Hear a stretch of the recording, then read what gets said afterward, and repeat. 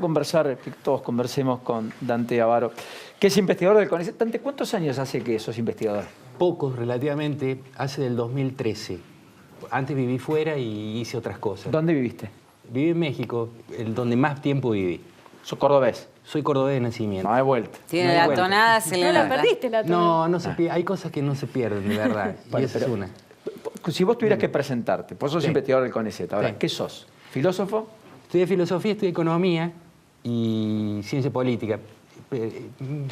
Estudiante. No estudio, estudió nada. Perdón. Estudio. Filósofo, Sí. politólogo y economista. Sí. Las tres carreras terminadas. No, maestrías y doctorado, pero de carrera de grado economista. ¿Cómo es el presente del CONICET? ¿Malo, regular, muy malo, bueno, muy bueno? Bueno, el CONICET es una institución de las más prestigiosas que tiene Argentina, Sin duda. que tiene un trabajo enorme en muchas de las disciplinas que están en el CONICET agrupadas. Los beneficios que le trae a la República Argentina el CONICET son extraordinarios. Esto no quiere decir que siempre sean bien aprovechados por las diferentes instancias gubernamentales que podrían sacarle un enorme beneficio a lo que en el CONICET se hace. El CONICET, comparativamente con otras instituciones similares de la misma edad del CONICET, es una institución de prestigio internacional. Comparado con el CNRF francés, con otras instituciones O parecidas. sea, no tenemos nada que envidiarle al mundo. No tenemos nada que envidiarle.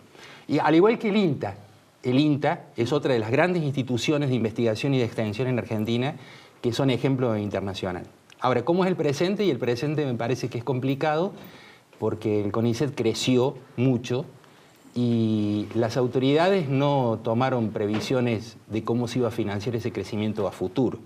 Digamos, en el contexto internacional, un indicador para saber que un país está transitando hacia la sociedad y la economía del conocimiento es hacer un indicador que implica cuántos investigadores activos existen por una cantidad X de habitantes, 1.000, 100.000 o los que fueren. Correcto. Argentina todavía tiene que crecer mucho en cantidad de investigadores. ¿Mm? Ahora, eso implica un esfuerzo presupuestal enorme para el país. Y hay que tener bien en claro de dónde se va a sacar el presupuesto y cómo se va a financiar. Porque de nada sirve expandirse 4 años para retraerse unos 4 o 5 más. ¿Se entiende? Ahora, ¿qué tipo de investigaciones realizan dentro del CONICET ustedes? Bueno, el CONICET está agrupado en áreas.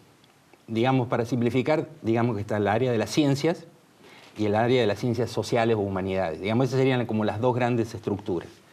Evidentemente, por su historia y por cómo se organizan las ciencias, las más representativas a nivel internacional probablemente sean las ciencias duras. ¿Mm? Pero eso tiene que ver con dinámicas de las comunidades que se llaman comunidades epistémicas.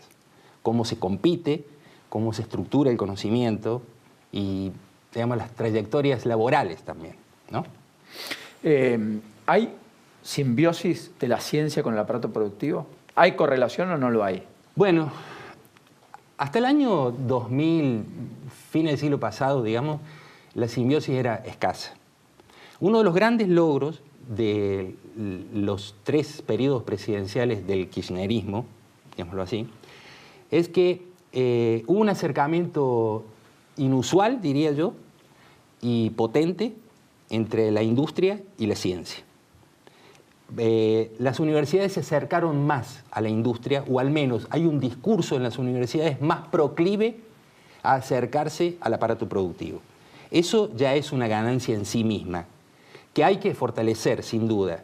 Pero digamos que en estos últimos 15 años hay una mirada un poco diferente al acercamiento con la industria. ¿Hay mucho camino que recorrer? Sí, mucho camino que recorrer. Porque los países que tienen un plus hoy efectivamente lo tienen a partir del conocimiento, lo tienen a partir de la inventiva, a partir de la creación, de la nanotecnología. Es decir, cosas que no es la economía de la segunda o tercera revolución industrial, digamos. Y no es la economía de los tangibles, digámoslo así, sino más bien la economía de los intangibles. O sea, el tangible es el petróleo, el Claro. tangible Sí, un es vaso. este vaso, la Sí. mesa. El intangible es el hardware, el software. ¿Está Correcto, bien? correcto. Y yo diría que uno observa en los países más desarrollados que las universidades, los campus de las universidades, tienen adentro lo que se llaman campus tecnológicos o científico-tecnológicos. Es decir, las empresas invierten dentro de los campus laboratorios. Nosotros tenemos un camino largo que recorrer todavía en ese punto. Está bien. Muchos economistas hablan todavía de parques industriales y no de parques científico-tecnológicos, que esa sería como una segunda etapa. Ahora, Dante, uno coincide, digamos, creo que nadie puede dudar que este gobierno parece no tener una estrategia clara respecto a el uso y el aprovechamiento que le puede dar al CONICET desde una política de Estado, y uno admite que hubo recortes. Ahora, por otro lado, también lo que señalan algunos detractores sobre el uso que le había dado el kirchnerismo es cuando se presentan papers. Por ejemplo, aquí tengo uno que la verdad que no debe ser suyo, pero igual lo digo, que grafica este encono de algún sector para justificar el ajuste, lo cual no justificamos desde aquí, lógicamente, pero el paper es Rock y Política, el caso de los músicos del llamado rock chabón durante el kirchnerismo y sus reposicionamientos del 2003 hasta el 2015. La verdad, cuesta defender algunas cosas también, ¿no? Me imagino. ¿Cómo viven ustedes, los investigadores que, por ejemplo, digamos, trabajan a conciencia, digamos, ¿no? Bueno, voy por parte. Evidentemente el actual gobierno, la actual administración, no entiende lo que es la ciencia y la tecnología, no tiene la menor idea y dudo que también entienda cuál es el futuro o una estrategia concreta de la educación en general. Sin embargo, este país tiene paradojas. Acaba de aprobarse una ley llamada Ley de la Economía del Conocimiento. Sí. Bien. O sea, una de cal y una de arena. Claro. Pero creo que el Que gobierno... otorga estabilidad, fiscal hasta el 2030. Claro, sí, trata de promocionar que baja estas industrias alícuotas intangibles, exactamente. Impositivas, permite que paguen mucho menos impuestos a las ganancias, en vez del 30, el 13, y si no reinvierten y giran utilidades, terminan pagando un 7 adicional, al igual que lo que pagamos todos cuando pagamos el impuesto a las ganancias, pero al mismo tiempo implica que no van a modificarse impuestos de acá al 2030, estabilidad fiscal, y al mismo tiempo incentivos para cuando toman mano de obra y demás. Mal entendida como la ley del software, que en realidad abarca muchas más cosas. Perdón la aclaración. No, está muy bien. Entonces, una de cal y una de arena. Pero si yo tuviera que decir, me arriesgaría a decirte que este gobierno no ha tenido una estrategia, un objetivo claro, no ha sabido cómo gobernar la ciencia y la tecnología. Bien. Pese a que mantuvo el mismo ministro. Justamente, y quizás esa haya sido la razón de que no sabía qué hacer. Claro. Bien. Con respecto a lo segundo, las comunidades científicas se autorregulan en el mundo. O sea, las comunidades científicas plantean los propios criterios a partir de los cuales establecen estándares de calidad para las publicaciones, para los referatos, etc. Digamos que Argentina no hace, tardíamente, vamos a ponerlo así, tardíamente, empezó a establecer estándares internacionales con respecto, por ejemplo, a las publicaciones de revistas en general, ¿no? Otros países lo hicieron antes, incluso países vecinos. Claro.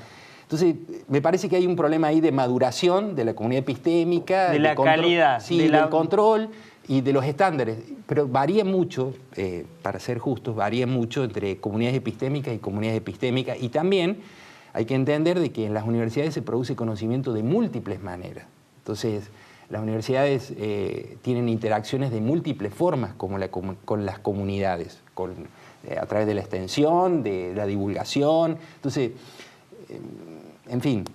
Claro. Para mí también tiene que ver porque los políticos, cómo lo usan eso en campaña o muestran que hicieron algo con el gobierno, es más fácil poner a un grupo cantando, que obvio, yo quiero que trabajo en la música y me encanta que tengan su lugar, pero lo que hacen ustedes para ellos es como algo muy viejo. Digamos, una cosa es el mediano y largo plazo, claro, y no poder tener la inauguración hoy. Exacto. Y otra cosa es el corto plazo y el atajo. Sí, totalmente. Casi descriptivo, claro, de cómo se toman las decisiones en la Argentina, ¿o me equivoco? Bueno, vamos a ponerlo así. Argentina tiene una falencia que tiene que solucionar en algún momento, y que es la siguiente. Una de las tantas falencias que creo que tiene.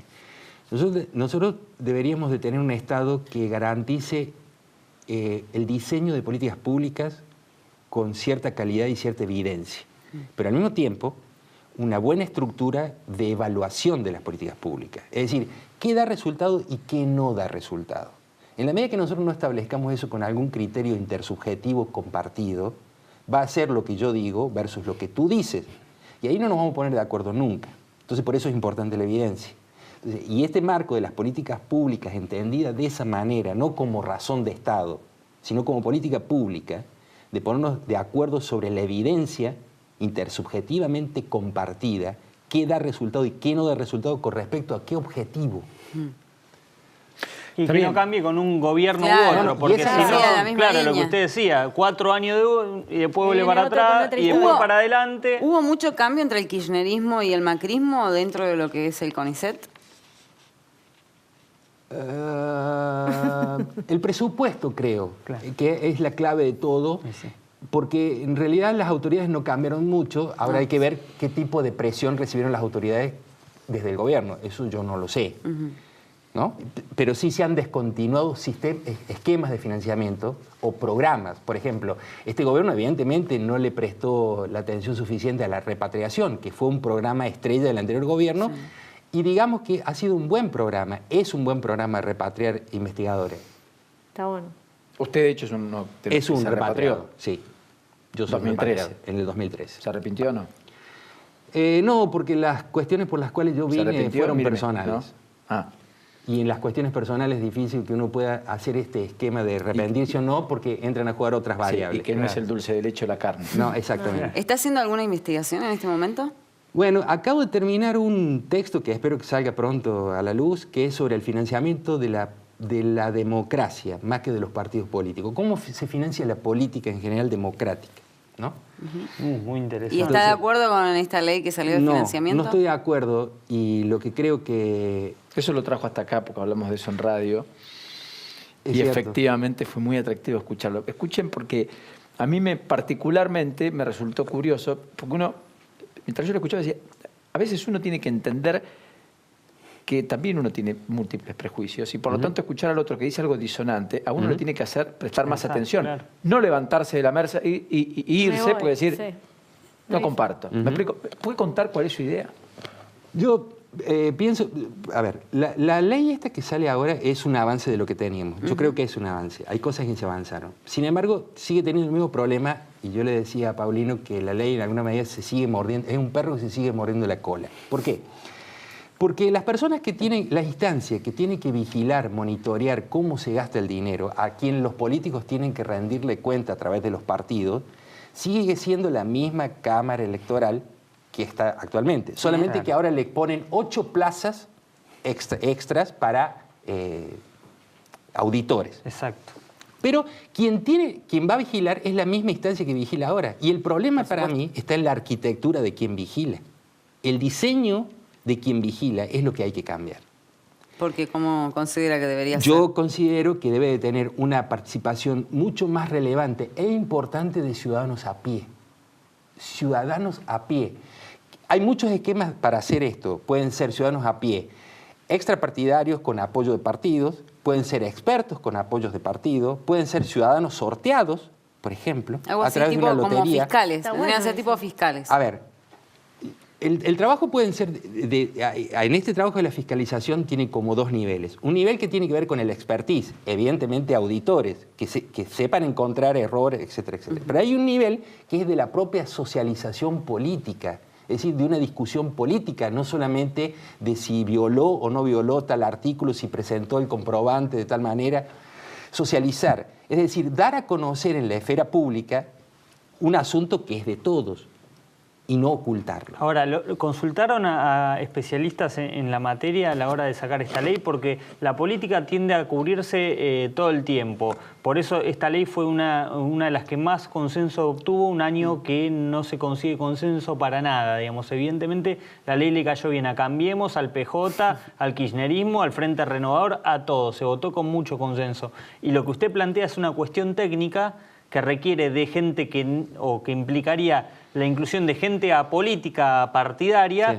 con lo bueno, con lo malo que eso implica, porque en muchos casos no tienen el expertise, pero con lo bueno que eso implica, que no tienen vinculación o necesidad de financiamiento como o conexión con ese financiamiento, ¿no? Bueno, en los medios de comunicación circuló mucho una tesis que es la siguiente. Los partidos iban a coincidir en esto porque necesitan financiarse. Sí, por supuesto. Claro. Después de lo de los cuadros. Claro, exactamente. Pero hay otra tesis que dice, aunque no hubiera salido la Y porque la quieren ley, que le den los balances también. bueno, aunque no le den la ley, también hubieran salido a financiarse. No me queda claro eso. Y seguramente ha recibido apoyo de algún tipo de expertos. La ley no se hizo Acá lo que sola. garantiza es la trazabilidad, eso es lo que dicen, de quién pone, qué Sí. pone y La a quién se lo legalidad. pone. Pero, si yo no entiendo mal, la nueva legislación incorpora algo que no estaba en la anterior, que es los aportes en especie. Y el problema ahí es cómo evaluamos Sí. los aportes en especie. A precios de mercado, a costos de producción, ¿cómo los evaluamos? ¿Cómo se evalúa un aporte en especie? O sea, un trabajo de una consultora, ¿cómo se evalúa en especie? Porque yo puedo hacer un trabajo de consultoría como una donación en especie, pero ¿cómo lo evaluamos? Sí, y Claro, después a ¿hasta cambio de qué. Bueno, Ahí viendo ya esto, yo acotaría lo siguiente, si ustedes me permiten. Yo dije que me interesa el sistema de financiación de la democracia más que de los partidos. Esta es una ley de financiamiento de partidos políticos. Claro. ¿Por qué? Porque lo único que hace esta ley pone en caja cómo se deben financiar los partidos. Pero la democracia, el funcionamiento político, implica más cosas que los partidos. Cuando nosotros en la Argentina, hace escasos meses, no hace tantos meses, vivimos el escándalo de los boletos de avión de la Cámara, de las dos cámaras, bueno, eso es financiamiento de la política. Nosotros necesitamos saber qué financiamos cuando hablamos de financiamiento de la política. ¿Qué se incluye ahí en esa contabilidad, en ese presupuesto? ¿Cuánto es eso? ¿Qué cajas? ¿Cuáles son las cajas que están incorporadas en este asunto? Entender eso es muy importante porque es hacerle entender a los ciudadanos cuánto estamos dispuestos a invertir en la democracia. Es un buen termómetro para decir cuánto queremos invertir en la democracia. Doy un ejemplo. Estados Unidos, que es uno de los países que dicen que gasta más en una campaña electoral, un investigador midió cuánto se gastaba en el año 2000, que se supone que fue una elección cara, cuánto se gastó per cápita. En Estados Unidos se gastó algo así como 10 y algunos dólares, que es menos de lo que cada ciudadano americano gasta para una fiesta de Halloween. Entonces quiere decir que un ciudadano americano gasta más en Halloween, en regalos, que en lo que cuesta una campaña electoral. Esto es muy importante para saber, acá hay cuestiones de distorsión cognitiva. A lo mejor nosotros pensamos que cuesta mucho una campaña y a lo mejor no cuesta tanto per cápita. Pero la pregunta es, ¿cuánto estamos dispuestos a gastar? ¿Cuánto vale la democracia? ¿Cuánto estamos dispuestos a gastar para mantener la democracia? Nunca me lo planteé. ¿Y qué me vuelve de eso? Claro. Exacto, porque ¿Qué la me campaña preserva es y muy de qué me linda, preserva? pero después... Porque un país que gasta poco en mantener la democracia quiere decir que también espera poco de la democracia. Si yo invierto mucho en democracia, estoy dispuesto a exigirle mucho más a esa democracia. Es cambiar la lógica. La política se ve como un gasto. Lo que yo propongo en el libro es ver el financiamiento de la política como una inversión. Yo invierto en la democracia y a ver qué espero recibir de ¿Ese esa es el libro? democracia. No, este es otro. El libro todavía no salió. Está bien. Este es otro libro que le quiero... Es un ensayo en un formato de cuento que trata sobre la estupidez aplicada a la política argentina. ¡Wow! ¿La estupidez aplicada a la política? Sí, porque narra fenómenos del año 2016, digamos. 2 días imperfectos. 2 días imperfectos porque con uno solo nunca alcanza. Está bueno. Los argentinos somos imperfectos, claramente. Gracias, Dante. Y con uno solo nunca alcanza. Muchas gracias. Al Un contrario, enorme- gracias a usted por la invitación Un y enorme, un gusto placer, coincidir. Un enorme placer.